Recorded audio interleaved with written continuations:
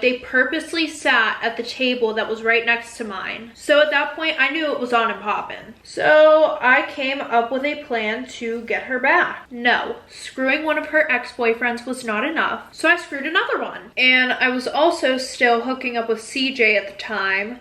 And clearly this man did not give a fuck about her and didn't want her back because he was still hitting it. But listen, this was not usual for me, okay? I would hook up with a guy for a week and then I would get bored and then I would want a different guy's attention. So I was literally doing all of this just to spite her. But this other ex-boyfriend, he was a little different. You want to know why? Well, I knew this would hit her soul because she was absolutely in love with this kid. They dated for a few years. They ended up breaking up because he cheated on her with a girl from summer camp. Sad story. Boo-hoo. And even though they broke up and she had been dating CJ, she would always post stuff on her private story about her first love. And then to top it off, this was literally just like the most random thing. I faked a college acceptance to the school that she was going to just to basically give her a little message. She will never be able to get rid of me. What the fuck is it gonna take to get rid of this bitch? You can't get rid of me, bitch. I'm not going nowhere. I'm not going no fucking where. And I guess that was the straw that broke the camel's back because 2 days after this, I got wind that she was planning on beating my ass. And when I thought about it, I would be mad too. Not only did I fuck the guy that she was about to get back together with, but I also screwed her ex-boyfriend who she was madly in love with. And then, not to mention, everybody knew about it, so I publicly embarrassed her. So after hearing these rumors, I'm not gonna lie, I got a little bit ballsy. And I DM'd her on Instagram on some hot shit. I said something along the lines of, oh, how does it feel to know I fucked both your mans? And I might have also said something like, I'm gonna fuck your future just like I fucked your man. Oops. Now to me this didn't seem like a bad idea, right? Let me explain my reasoning behind it. In all honesty, to me this seemed like a good idea, okay?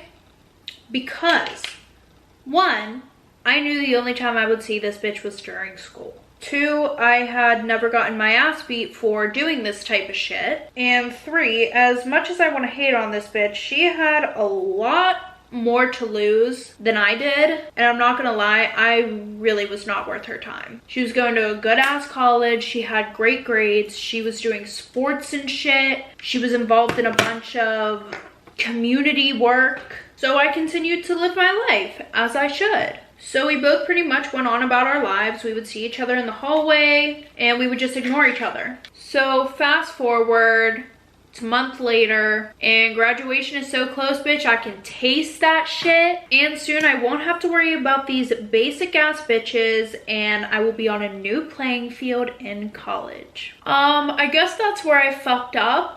I'm not gonna lie. I thought since I was graduating, my ass was safe. Home base, made it. We're done.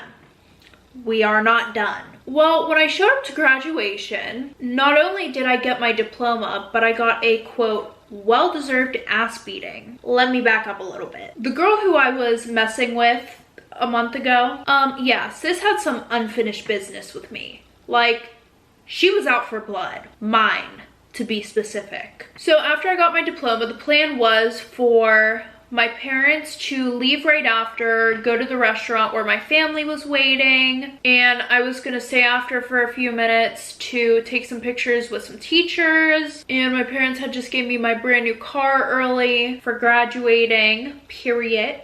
And I didn't see this girl the whole time, to be honest, so she hadn't even crossed my mind. Like, I thought, you know, I played my little trick and it was done and over with.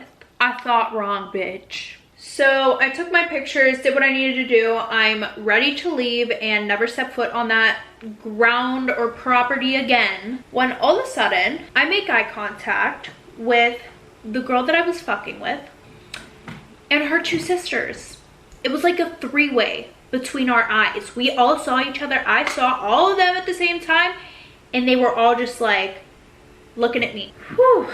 And the only thing I could think to do at that time was run. Well, I would say right as I'm about to start sprinting to the car, I trip over the fucking curb. Yep, I trip over the curb. Yeah, I'm not gonna lie, karma's a bitch. And as soon as I hit that ground, they were all standing over me, kicking me, punching me, slapping me. And every few seconds, they would stop. I was like, all right, let me get back up. Nope, they knocked my ass back down and started beating the hell out of me again. Not to mention, at one point, I was grabbed by my hair and dragged what felt like 15 feet across the fucking parking lot. Oh, and did I mention that one of her sisters did MMA? Like, her fists were registered. I guess the worst part of it all was honestly when I was kicked in the face. I needed stitches. I had a broken nose, a busted lip, and I got blood in my eyes, which was not nice. The one girl that I had fucked with, we're just gonna call her that girl because I'm not even giving her a name. She didn't do anything. She literally like sat on the sidelines and was literally just watching while her sisters beat the fuck out of me. Like, I'm pretty sure she ran over at first whenever nobody was paying attention and like snuck in a little kick, but they were screaming at me. They were calling me the hometown hoe. They're like, you hometown. I was like, girl, yeah, I got called out and I got my ass beat. It was fucking traumatizing to say the least. I definitely learned my lesson. I guess the lesson that I'm talking about I learned is don't write a check your ass can't cash. Meaning, if that's the right saying, don't talk shit if you can't back it up, because you could end up like me. So yeah, I hope you guys take a very valuable lesson from this story time.